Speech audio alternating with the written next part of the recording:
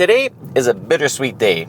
I'm happy because once again I'm behind the wheel of one of my favorite sports sedans, which is the Kia Stinger.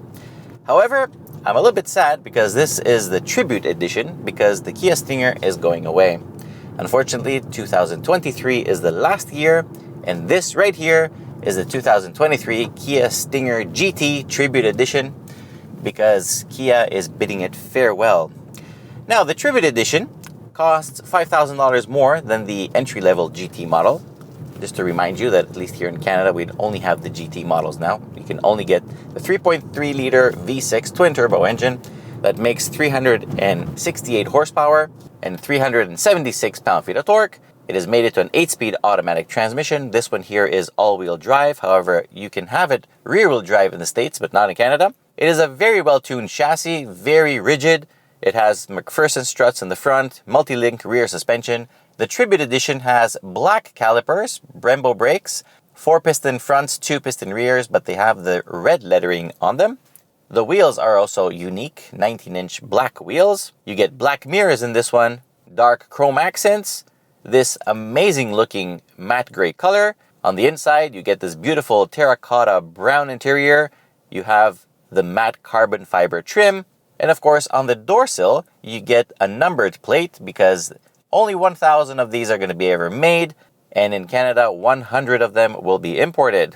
Prices in Canada for this start at $59,183 for the Tribute Edition. In the US, you have to get a GT2 line and then put the Tribute package on top of that. And it's $56,765, which for once makes this car cheaper to buy in Canada. The Stinger measures 4.83 meters long, it weighs 1,889 kilograms, and because it is a liftback, the trunk is pretty huge at 660 liters, so it's a very practical car. On the outside, the Stinger has always been a very nice car. This is the facelift model, obviously. With this color, it looks fantastic. I absolutely adore the looks. Front, side, rear, it looks great in my eyes. I love it. I really like the interior also. The materials are very high grade. I love the fit and finish. The design is awesome. It actually feels like you're sitting behind the wheel of a fighter jet. I love how it feels in here. It's kind of Audi-ish, to be honest. Technology is pretty good. You have great lane keep assist stuff. You have the blind spot monitor feeds appear in your instrument cluster every time you put your signal on.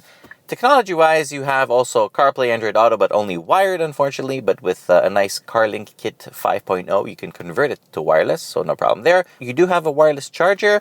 You have nice cup holders, this awesome carbon fiber trim, as I said. You have driving modes and customizable ones, so you can set up your custom driving mode the way you want. You have heated and ventilated seats, heated steering wheel, automatic parking, start, stop to save gas when you're stopped. Of course, you have auto climate control and stuff like that. You have lots of USB ports, and the rear seats are also heated. Also, you have this very nice suede roof liner, good sound system, heads-up display. So in terms of equipment, the Kia Stinger is pretty complete as a package. Like, not much is missing over here. Performance is pretty awesome, to be honest. Even in this cold weather, we're struggling to hook up on these Michelin 4S Pilot tires, but 0 to 100 kilometers an hour came in 4.8 seconds, 0 to 60 miles per hour, 4.5 seconds. 100 to 0 came in only 39 meters, which is a great score for our measurements. Performance overall is fantastic. I have no issue whatsoever. The useful rev range of the engine is quite broad. The transmission helps it a lot and shifts really quickly. You have nice paddle shifters as well. The steering feels great. It's actually, you can tell that BMW engineers or former engineers have tuned this thing on the Nürburgring. It actually feels like a very sporty vehicle. Even though this one is all-wheel drive, it really still favors the rear axle in terms of torque. So it feels very rear-wheel drive-ish. You know what? The brakes feel great, the steering feels great, the seat hugs you very nicely, the visual here is very sporty, the driving position is amazing. This is a really, really nice car to drive, especially for its price point. I think it's unbeatable, and I'm really sad that Kia is pulling the trigger on this one. Pulling the plug. It's a sad day, honestly, because this is one of the nicest sports sedans you can buy in comfort mode. It's comfortable over bumps. It's amazing on the highway. You can cruise at crazy speeds to do road trips in this. And with a quite roomy rear seat, I mean, you have really good legroom, headroom. I mean, headroom could be a problem if you're really tall, but for the most people out there, it's completely fine. Large trunk. It's quiet. It's refined. And when you put it in sport mode, it becomes the complete opposite. It becomes a little animal, and you can have fake sounds being pumped into the cabin here. And you know what? It's such a nice and rounded package. Negative stuff is, yeah, the door, there's something rattling in here very close to my left ear, and it's pissing me off, especially because I like everything else so much. This is kind of annoying.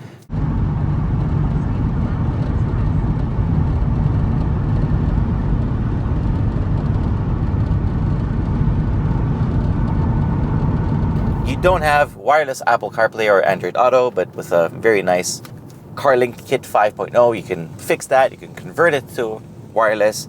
And the last kind of meh point is that, at least compared to its immediate rivals, like the BMW, the M340i or M440i Grand Coupe, or the Audi S5 Sportback, it's a little bit heavy on gas. So my average ends at 13.5. The other guys are a little bit better. Not by crazy much, but they're better. So on the long run, running this Kia Stinger will cost you a little bit more money than the other rivals, but honestly, do you really care? Smiles for miles, man. This car is such a wonderful package because it does everything so well. You can go shopping, you can go to the racetrack, you can take your kids to school, you can go to work, you can go on a road trip. Tell me, what can't this car do? It can do everything. Reliability-wise, the Kia Stinger is average. There's nothing really bad with it, nothing really crazy good about it. It's not a Toyota, but you know what? There's nothing really scary about owning a Kia Stinger. It's had a few recalls, so just make sure that, you do those, or if you buy a used one, they've been done. And yeah, just pay for the gas and regular maintenance. Should be fine. Well, that's all for today, and we have to say goodbye to our beloved Kia Stinger. And with this tribute edition, Kia is going, see you later. It's being replaced, obviously, from like all the electric stuff that's coming out, like the EV6 GT. It's so much faster, but you know what? Do you really? I don't know. I'm not a big fan. I would take this over an EV6 GT any day.